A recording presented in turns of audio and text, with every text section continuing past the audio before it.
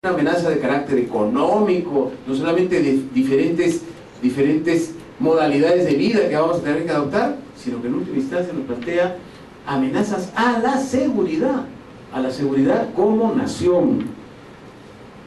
Amenazas que pueden provenir también de los propios desastres naturales, ¿no? No vamos a decir, hay que recordar la situación lamentable que ha ocurrido en Haití, en donde estoy seguro hoy día están confrontando no solamente una situación de seguridad nacional por el efecto devastador del terremoto que han sufrido, sino que muy posiblemente ya se está pensando en algún problema de seguridad de ese conjunto de islas, de seguridad de la zona del Caribe, ¿no? Y no solamente están pensando las consecuencias de ese desastre natural dentro de Haití, ¿no? O del país que comparte la isla, que es Dominicana, sino dentro del conjunto de los países, porque los desastres naturales también significan amenazas a nuestra propia seguridad.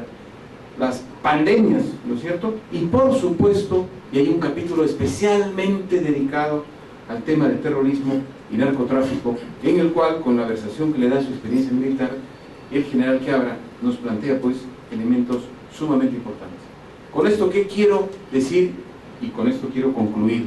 Quiero decir que el esfuerzo que ha hecho el autor, que ha hecho la Universidad Inca Garcilaso de la Vega y quienes han apoyado la publicación de esta obra, es un esfuerzo meritorio y valioso, que tenemos que agradecer desde distintas perspectivas y abordajes.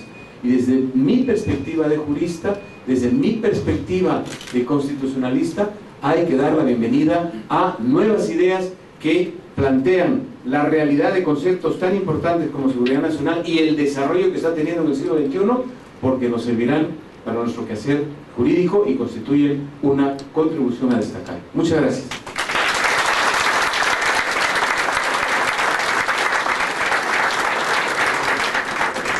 Gracias al doctor Jorge Santisteban de Noriega. Desde su título comienza la importancia de la obra La seguridad nacional en el siglo XXI. Escenarios, riesgos, amenazas, políticas y estrategias. Comenta enseguida, damas y caballeros, el constitucionalista, profesor universitario y expresidente del Consejo Permanente de la Organización de Estados Americanos, el doctor Alberto Morea Odría.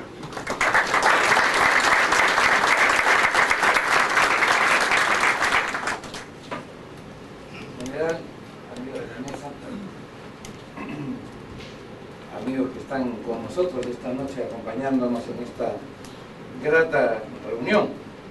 Ya tanto Jorge Santisteban como Augusto Álvarez han señalado la importancia de la obra, no solamente para el ámbito militar, sino fundamentalmente también para todos los peruanos que de buena voluntad queremos intensamente al país y que necesitamos integrar conceptos con el propósito de cada día capacitarnos mejor en algo que es querido cualesquiera que fuera el rumbo que en nuestras carreras profesionales hayamos seguido, que es defender al país. Y para defender al país hay que tener claro una serie de conceptos que si no se tienen claro se actúa más por, digamos, desconocimiento que por maldad en contra de los grandes objetivos que efectivamente una nación se tiene que trazar. Y este libro que la Universidad Garcilaso de la Vega ha decidido publicar dentro de su fondo editorial y que Roberto Quiabra ha producido, precisamente nos da una visión integral del problema. El Perú no es un país protagónico a nivel mundial, eso es evidente. Ojalá volviera a serlo y hacia eso tenemos que trabajar para que efectivamente el Perú sea una nación que, como antaño, marque efectivamente algunos rumbos. Pero hay que tener bien claro que el problema justamente se engarza dentro de una perspectiva mundial que analiza Roberto en la primera parte de su libro, una perspectiva regional en la segunda parte de su libro, y aterriza, como no puede ser de otra manera, en una perspectiva nacional, que es lo que a nosotros ya concretamente nos interesa después de este desarrollo general que hace del problema. Desde la definición misma de los conceptos de guerra, conflicto, estrategias, tácticas, etcétera, etcétera, desde el recordaris de la frase de Clausewitz, la guerra no es otra cosa que la política seguida por otros medios, ¿no es verdad? Nosotros al final de cuentas nos metemos en el problema.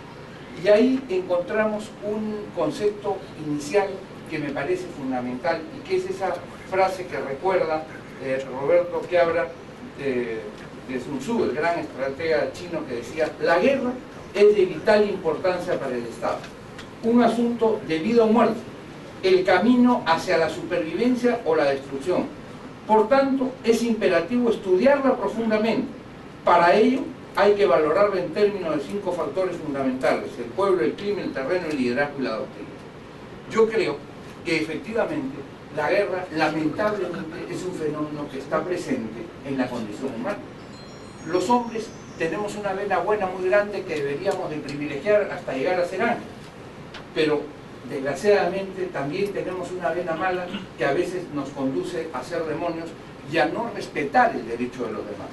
Y es por eso que los estados tienen que prepararse para que, dada una circunstancia en la cual la maldad se imponga sobre el bien, tenga la posibilidad de defender a todo ese colectivo que vive al interior de una frontera.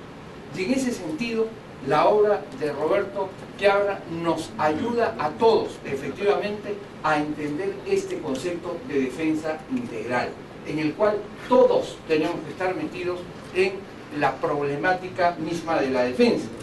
Decía Vallejo, nuestro gran Bate, nada de lo que es humano nos puede ser extraño. Y entonces la cuestión es, si hay una nación o un conjunto de personas o un Estado que no tiene determinadas riquezas y que hay otro al costado que la tiene y es más chiquito o más débil, no va a sentir en algún momento la tentación de decir: ¿y por qué yo no me quedo con esto? ¿No ha pasado eso en la historia del mundo? ¿Y el hombre ha cambiado tanto como para que no vuelva a suceder otra vez? Esa es la pregunta que tenemos que hacer. Y si no ha cambiado tanto como para que efectivamente eso no pase, entonces preparémonos para que si alguien siente la tentación, tenga también una respuesta adecuada y efectivamente se aleje de la tentación. Posiblemente no por convicción, sino por conveniencia, por lo que fuere, pero que se aleje de la tentación.